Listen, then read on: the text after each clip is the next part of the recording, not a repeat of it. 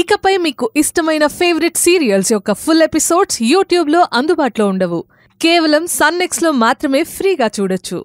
మా సంసారం సాఫీగా సాగాలని కంకణం కట్టుకొని అదే లక్ష్యంగా పెట్టుకుని నీ కోరిక తీరాలి అని ఒట్టు పెట్టుకున్న వీర నారిలాగా విప్లవ జ్యోతిలాగా విశ్వ ప్రయత్నాలు చేశాం.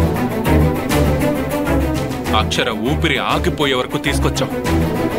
అక్షరం మారింది అని, నా మీదకి తన మనసు మళ్ళింది అని, ప్రేమ పుట్టింది అని, నన్ను తనకి దగ్గర చేయాలని చూసావు. తను కోరుకుంది ఏమన్నా చాక్లెటా? కొట్లో కొని నోట్లో పెట్టుకోవడానికి. నేను కూడా ఒక మనిషినే. నాకు బుద్ధి, వివేకం, ఆలోచన శక్తి, నా మనసు అన్నీ ఏడ్చాయి.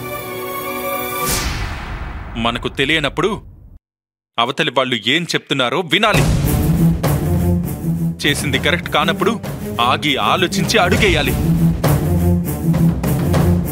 ఆహా, నేను వినను, నాకు తెలిసిందే వేదం, నేను చేసిందే న్యాయమని మమ్మల్ని ఇద్దరిని కలపడమే ధ్యేయమంటే రిజల్ట్ ఇలాగే ఉంటుంది. అక్షర నా మీద ఇంత అమితమైన ప్రేమ పెంచుకుంది అంటే అది తన తప్పు కాదు. నా మీద ప్రేమతో నేనే లైఫ్ అనుకుని నా చుట్టూ తిరిగి తిరిగి చివరికి మంచాన పడింది. అదంటే పిచ్చిది, వెర్రి బాగుల్ది. ఎవరేం చెప్పినా వినదు, అందరినీ గుడ్డిగా నమ్ముతుంది.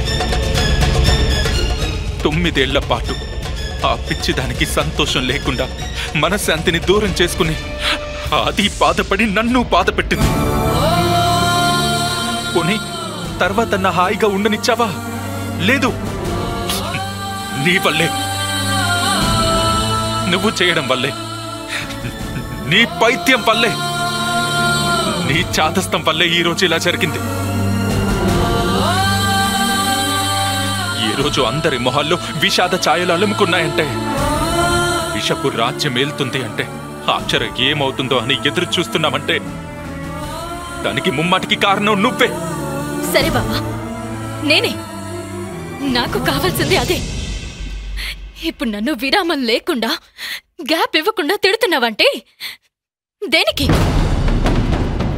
మా అక్క మీద ఏదో ఒక మూల నీకు ఎనలేని ప్రేమ, కనిపించని కరుణ, చెప్పలేని వాత్సల్యం ఉన్నాయనే కదా.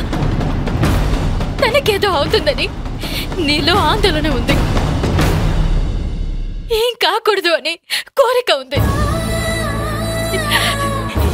ఇవే నాకు కావాలి. నువ్వు తిట్టినా పడతాను, కొట్టినా పడతాను, కానీ అక్కని మాత్రం నీతోనే ముడిపెడతా. మీరిద్దరూ కలిసి బ్రతికితే నాకంతే చాలు.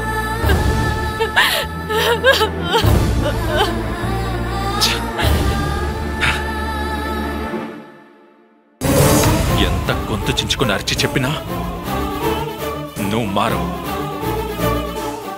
నా మాట వినదు.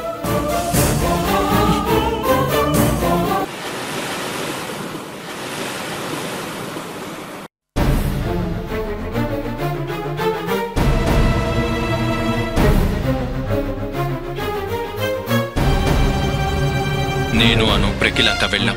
అప్పుడే నేను అను మెడలో నిజంగానే తాళి కట్టాను. అక్షర ఇంకా స్పృహలోకి రాకపోవడం ఏంటి?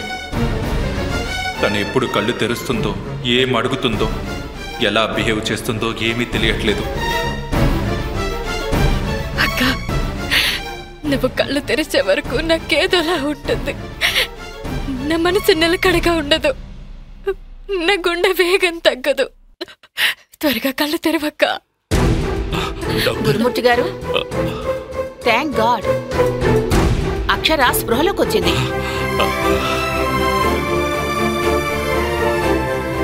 మీరు వెళ్ళి మాట్లాడచ్చు. మీకు తెలియదు కాదు, తనను ఎక్కువగా ఆందోళన పడే విషయాలు ఏమీ చెప్పొద్దు. అలాగే డాక్టర్. మీరు వెళ్ళి చూడండి. అమ్మాను, అక్షర్కి స్పృహ వచ్చిందట. పదండి వెళ్ళి మాట్లాడదాం. రా బాబు.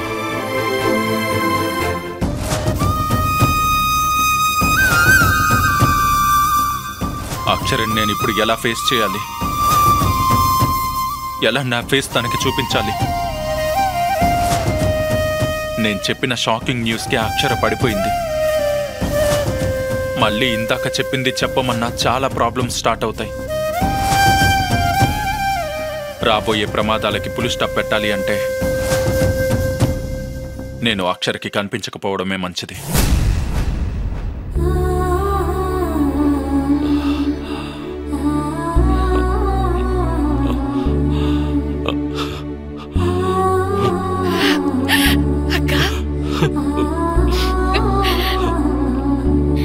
నీ హెల్త్ బాగలేదని మాకు చెప్పాలనిపించలేదా?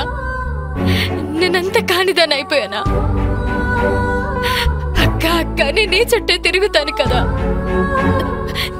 నాకు చెప్తే హాస్పిటల్లో చూపించేదాన్ని కదా. అను, నువ్వు ఎప్పటికీ నాకు అమ్మ లాంటి దానివే. నీ దగ్గర దాయాలని కాదు, ఏం కాదులే అని నెగ్లెక్ట్ చేశాను. అయినా ఇప్పుడు నాకేమైంది? Perfectly all right. అవునమ్మా, జస్ట్ నువ్వు కళ్ళు తిరిగి పడిపోయావట అంతే. 2 రోజులు రెస్ట్ తీసుకుంటే నీకు నయమైపోతుందట. నీకేమీ కాదటమ్మా. నాన్న, నేనంటే మీకు మరీ ఇంత ఇష్టమే నాన్న. నాకు బాగుందని చెప్పడానికి మీరు లోపల పడుతున్న సంఘర్షణ నాకు అర్థమవుతుందన్నా. నాకేమైందో నేను చెప్పనా? నా 2 కిడ్నీస్ ఫెయిల్ అయ్యాయి. నాకు డయాలసిస్ చేయాలి లేదా కిడ్నీ ట్రాన్స్ప్లాంటేషన్ చేయాలి. ఇవి 2 జరగకపోతే నేను చనిపోతాను కదా నాన్న. నువ్వలా మాట్లాడుకో. అది విని తట్టుకునే శక్తి నాకు లేదక్కా. అను, ఒక జీవిత సత్యం చెప్పనా? ఏదో ఒక రోజు ఎప్పుడొకప్పుడు ముందో వెనుకో అందరూ చేసిన నటనకి ముగింపు పలికి అన్ని సర్దుకొని సైలెంట్గా వెళ్ళిపోవాల్సిందే. అమ్మా అక్షర, నీకేమీ కాదమ్మా. నువ్వు ఇలాంటి మాటలు మాట్లాడకు. నాన్న, నువ్వు భయపడద్దు. నాది మొండి ప్రాణం, అంత తేలిగ్గా పోదులే. నిన్నింకా ఏడిపించాలి కదా. అక్క, డాక్టర్ సార్ చెక్ చేసి మరీ చెప్పారక్క, నీకు 100 years అని. ఏంటను, మన హాస్పిటల్లో డాక్టర్స్కి జ్యోతిష్యం కూడా వచ్చా? ఏంటక్క, నీకు అసలు భయం వేయట్లేదా? అలవాటు పడిపోయానను. నాకు చావు ముందే చెప్పొచ్చింది. ఒకసారి ఉరిశిక్ష పడ్డప్పుడు పోతాననుకున్నాను. నువ్వు వచ్చి కాపాడావు. ఇప్పుడు మళ్ళీ వచ్చింది. నన్ను ఎత్తుకుపోతానంటుంది. అమ్మా అక్షర, నా ప్రాణాలు అడ్డు పెట్టైనా నిన్ను కాపాడుకుంటానమ్మా. నాన్న, నీ ప్రేమకి వెలకట్టలేను. అను, మీ బావ రాలేదా? ఆయన ఇక్కడ లేరా? వచ్చాడక్క, బయట ఉన్నట్టున్నాడు. ఒక్కసారి పిలుస్తావా? చూడాలనిపిస్తుంది. ఇప్పుడే తీసుకుని వస్తానక్క.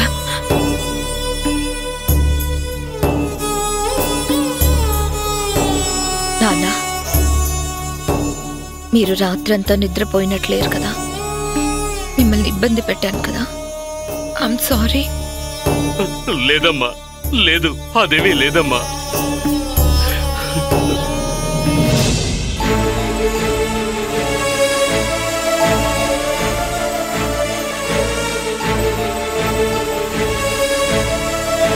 నేను లోపలికి వెళ్ళి అక్షరని చూసొస్తే ఏమవుతుందో తెలియదు. బయట ఉంటే లోపల ఏం జరుగుతుందో తెలియట్లేదు. ఎటు వెళ్ళలేని ఇరకాటంలో ఇరుక్కుపోయాను. బావా, ఇక్కడేం చేస్తున్నావు? సునామీ వస్తుందో తుఫాన్ వస్తుందో తెలియక ఇక్కడే వెయిట్ చేస్తున్నాను. ఏం మాట్లాడుతున్నావో నాకేం అర్థం కావట్లేదు. వెదర్ రిపోర్ట్ చెప్పట్లేదు. మీ అక్క సృష్టించే బీభత్సం గురించి, దాని ఫలితం గురించి ఆలోచిస్తూ ఇక్కడే ఉన్నాను. లోపలికి రా బావా, అక్క రమ్మంటుంది. నేను రాలేనను, నువ్వు వెళ్ళు. అక్క నిన్ను చూడాలంటుంది బావా. నీ కోసం తన చూపులు ఎంతగా వెతుకుతున్నాయో తెలుసా? నీ గురించి అడగలేక, మాతో మాట్లాడలేక చాలా ఇబ్బంది పడుతుంది బావా. నేను లోపలికొస్తే భూకంపం వస్తుందను. నువ్వు భయపడుతున్నావా? అక్క ప్రేమకి ఇన్నాళ్ళు చెల్లించని నువ్వు ఇప్పుడు చూడ్డానికి కూడా ఎందుకు ఆగిపోతున్నావు?